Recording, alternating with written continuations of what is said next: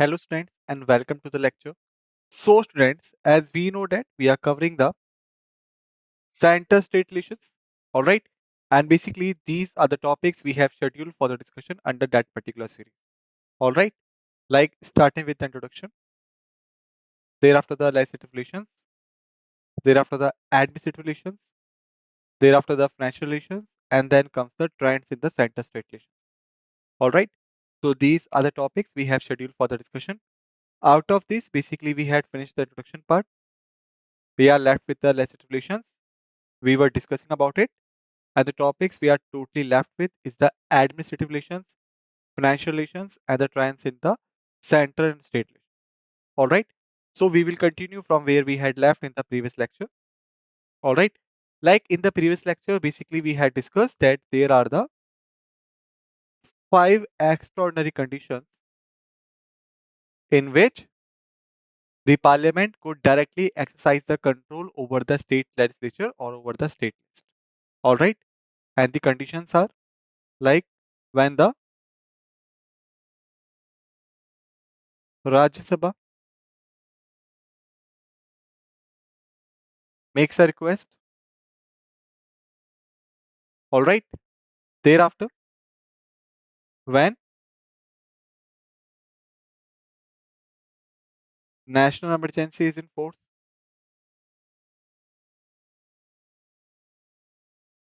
Okay. Thereafter, third one is during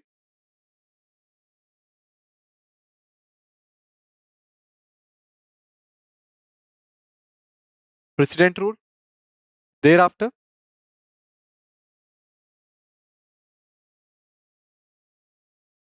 fulfilling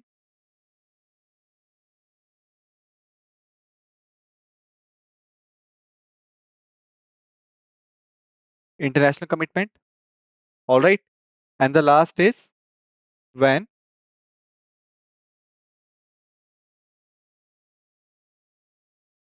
it states make request. All right. So basically, these are the five conditions in which the parliament could exercise the direct control over the state legislature in making of the rules and the regulations on the provisions which are enumerated in the state list. All right. And as we know that this is the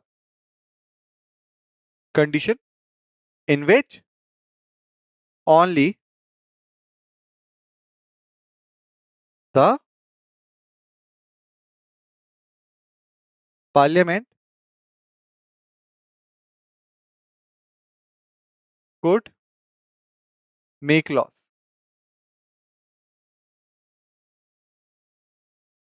All right.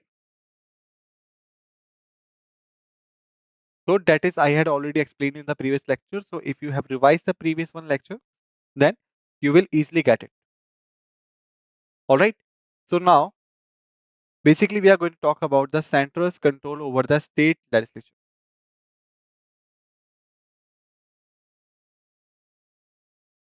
Okay.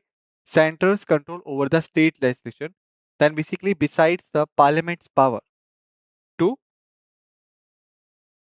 legislate directly on the state subjects under the exceptional situations. The Constitution empowers the center to exercise the control over the state legislative matters in the following way. It means that after all these five extraordinary conditions, there are some ways through which the center could directly exercise the control over the state legislative matters in the following ways. And which are the ways? First, the governor can reserve certain types of bill which have been passed by the state legislature for the consideration of the president. But the president enjoys the absolute veto over them. Okay.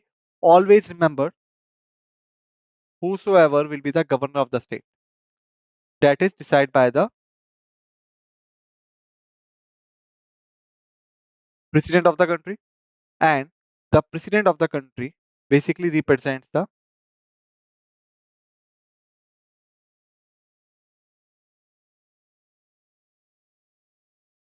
central level. Okay. So basically, the governor is exercising the power on the state in the matters of the central level. All right. So whatsoever the bill has been passed by the state legislature, the bill is required the governor's assent. Then only the bill could be implemented in the proper sense. But the governor having the power that he could hold the bill for the consideration of the president, or you can say for the consultant with the president. And if president want, then the president could use absolute veto on this. All right. It means that established the central's control over the state. All right. Thereafter, another thing which we could see here, bills on certain matter which are enumerated in the state list can be introduced in the state legislature only with the previous selection of the president. Okay, for example, the bills imposing restrictions on the freedom of trade and commerce.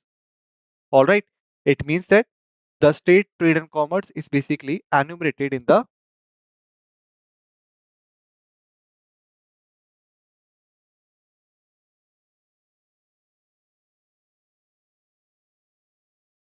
state list. Okay, so if the state wants to make some legislation and wants to make some provisions on this, all right, then basically the bill containing the information could only be presented in the parliament only after the prior condition of the president or prior sanction of the president. Until or unless the sanction has not been granted, the bill could not be implemented in the full sense. All right. Thereafter, third is the center can direct states to reserve the money bills and other financial bills passed by the state legislatures for the president's consideration during a financial emergency. All right. It means that if there is a financial emergency imposed in the country, which is imposed by Article 360 of the Constitution, that stands for the financial emergency. All right. So if the financial emergency has been imposed in the nation and the state is presenting the money bill or the financial bill in the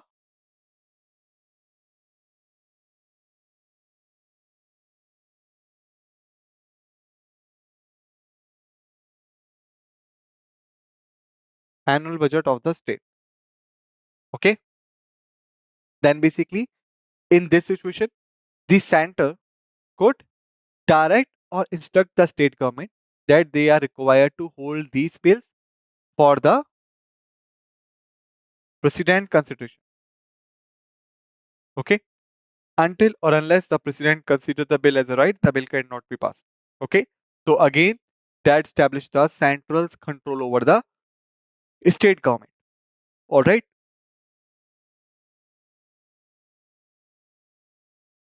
So from the above, it is very much clear that the constitution has assigned a position of superiority to the center in the legislative sphere. It means that, however, the Indian constitution provides for the federal structure. It means that there will be two types of government,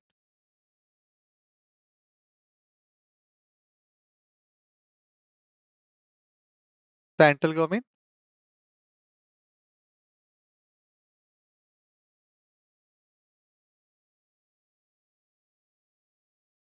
or the state government. Okay. Central and the state government. Basically, there are two types of government that has been provided by the federal structure of the constitution. But here is a twist. And what is the twist? That basically the constitution has granted for the same, but position of priority is to be given to the center. Okay, in the legislative sphere. All right. In this content, basically the Sarkaria Commission, which was appointed on the center state relations, 1983 to 1988, observed the rule of federal supremacy is to technique to avoid absurdity resolve conflict, and ensure the harmony between the union and the state laws. If this principle of union supremacy is excluded, it is not difficult to imagine its deleterious results. Okay? It means that basically the power has been granted to the state, sorry, granted to the center with the aim and with the focus. And what is that? Basically, we were looking to avoid the absurdity and resolve the conflict. Okay? So that we could ensure the harmony between the union and the state laws. If this principle of union supremacy is excluded, it is not difficult to imagine its deleterious result. All right. Thereafter, another thing is there will be every possibility of a two-tier political system being solidified by the interference, strife, and the legal chaos and confusion caused by a host of conflicting laws, much to the bewilderment of the common citizen. All right, integrated legislative policy and the uniformity on the basic issues of common union state concerns will be stymied. All right, the federal principle of unity in diversity will be very much a causality. This rule of federal supremacy, therefore, is indispensable for the successful functioning of the federal system. It means that basically we had imposed the common constitution for both.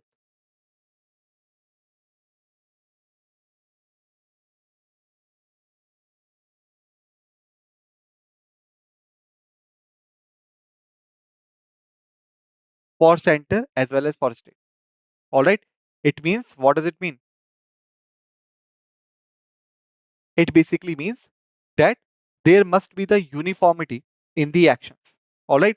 And that's why the central government gets the supremacy so that they could ensure that all the laws which are making at the national level for the welfare of each and every individual living in this country.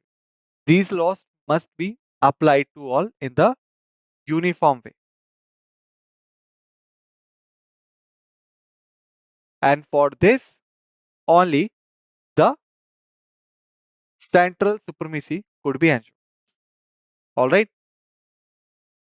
Central supremacy could be ensured. Okay. Thereafter, now let's move forward. After the legislative relations, now we have the administrative relations. Because when we had started, I had told you basically the center state relations are being judged in the three forms: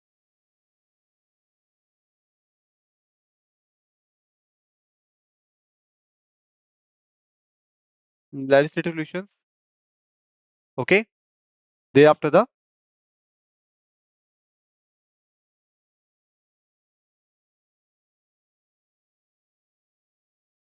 administrative relations, and the last is the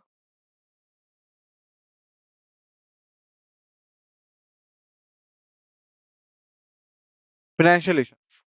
Okay, these are the three forms in which the center and the state relations are divided. Got it? That is the picture. So here we had done with the legislative relations. Now what we are left with is the administrative relations and the financial relations. All right. So let's start.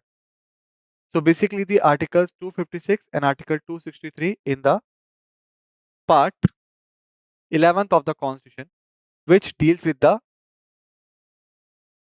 administrative relations between the center and the states. In addition, there are various articles pertaining to the same matter. All right.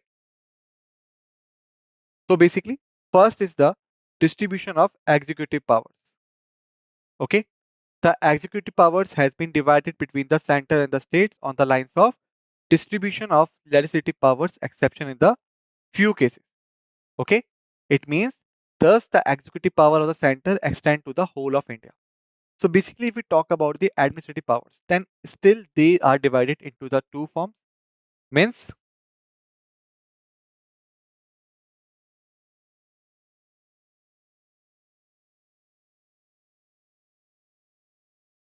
first is at the central level, second is at the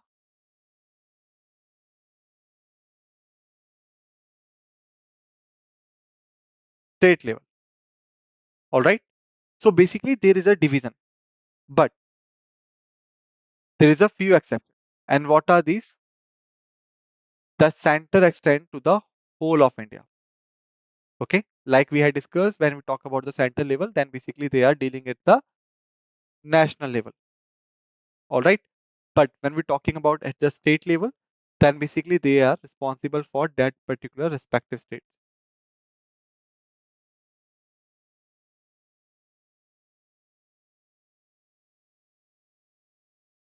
Okay. So what are these areas? First, to the matters on which the parliament has exclusive power of legislation. Therefore, the subjects which are enumerated in the union list, and to the exercise of rights, authority, and jurisdiction conferred on it by any treaty or agreement. Similarly, the executive power of a state extends to its territory in respect of matters on which the state legislature has exclusive powers of the legislation, which are enumerated in the state. All right. So basically, in respect of matters on which both the parliament and the state legislature have power of the legislation. Therefore, the subjects enumerated in the concurrent list. Okay. The executive power rests with the state except when a constitutional provision or a parliamentary law specifically confers it on the center. It means that if we talk about the administrative power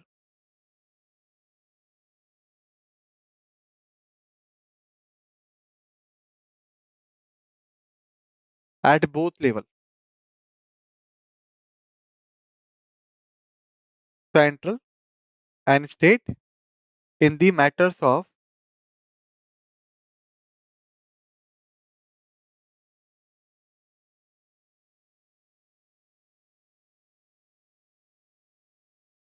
concurrent list. So they both could exercise their power separately. Central will exercise the separate power. The state will exercise a separate power. But if there is any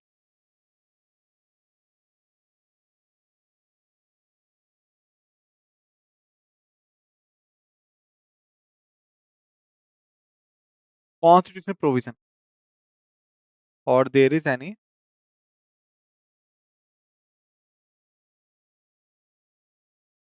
parliamentary law which confirming the powers on the state, sorry, on the center, then the center will exercise the power. It means that state power will be restricted.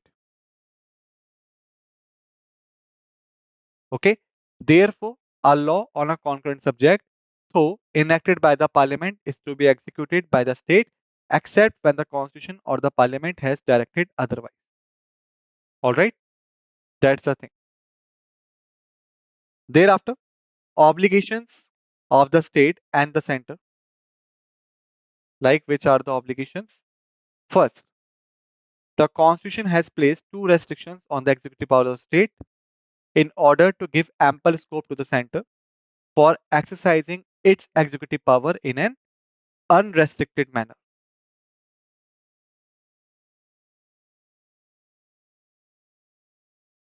Thus, the executive power of every state is to be exercised in a such way. First way is as to ensure the compliance with the laws which have been made by the parliament and any existing law which apply in the state. Okay, as not to impede or prejudice the exercise of the executive power of the center in the state, while the former lays down the general obligation of the state, the later impose a specific obligation of the state not to hamper the executive power of the center. All right, it means that basically whenever the central makes some laws which has to be implemented throughout the country, then basically the state's power of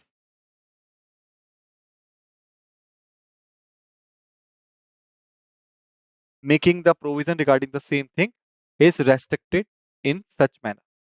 All right, it means that it is not applied so that the parliament's laws could be applied properly. Thereafter, if the center is using its executive power in the state, then this puts the specific obligation on the state that the state is not allowed to hamper the executive power of the center, or you could say to interfere in the matter.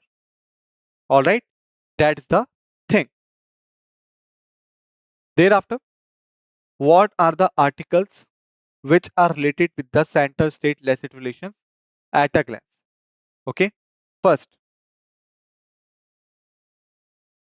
Article 245, that extents of law made by parliament and by the legislature of states. Okay, thereafter, 246, subject matters of laws made by parliament and by the legislature of states. 246A, special provision with respect to goods and services tax. 247, power of parliament to provide for the establishment of certain additional codes. All right. Thereafter, Article 248, residuary power of legislations. Article 249, power of parliament to legislate with respect to a matter in the state laws in the national interest. Article 250, power of parliament to legislate with respect to any matter in the state laws if a proclamation of emergency is in operations.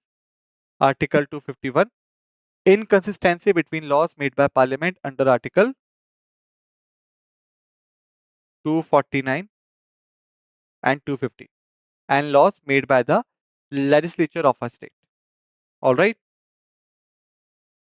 Thereafter, Article number 252, power of parliament to legislate for two or more states by consent and adoption of such legislation by any other state. All right. Article 253, that the legislation for giving effect to the international agreements. Article 254, inconsistency between laws made by the parliament and laws made by the legislature of states. Article 255, requirements as to recommendations and previous sanctions to be regarded as matters of procedure only. All right. Thereafter, second thing is, in both the cases, the executive power of the center extend to giving of such directions to the states as are necessary for the purpose. The sanction behind these directions of the center is coercive in nature. It means, thus the Article 365 says that where any state has failed to comply with or to give effect to the any directions given by the center. Even in the previous lectures, we had discussed that whenever we talk about the precedent rule, then specifically we talk about Article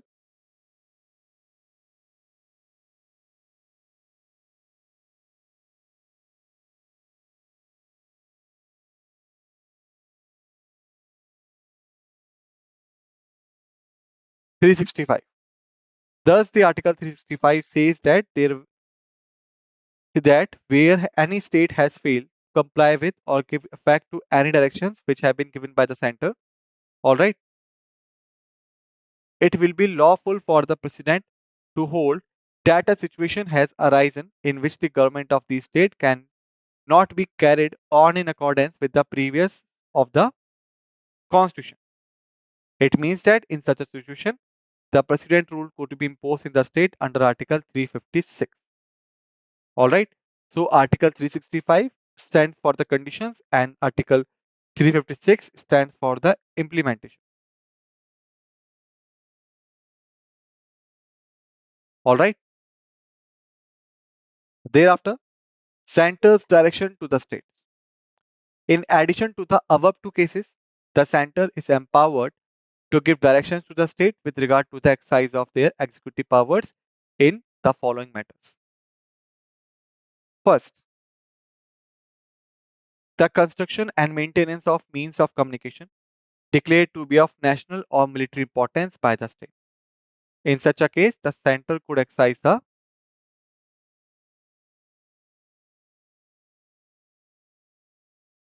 power over the state. Thereafter, the measures to be taken for the protection of the railways within the state. Okay.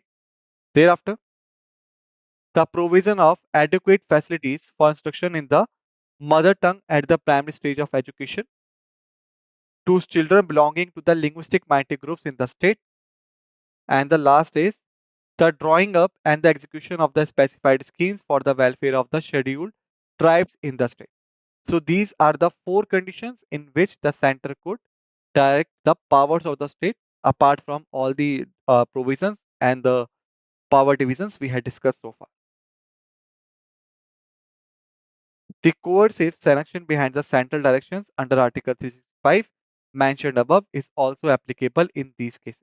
Like if the center has provided any direction to the state regarding these four matters and the state is failed to give effect to them, then basically in such a case, the precedent rule could be imposed effectively. All right. So students, basically in this lecture, we have finished till here. In the next lecture, we will continue from here. Till then, just revise all the facts and figures we had discussed in this lecture and be ready for the another lecture. With this note, let's end this lecture and thank you.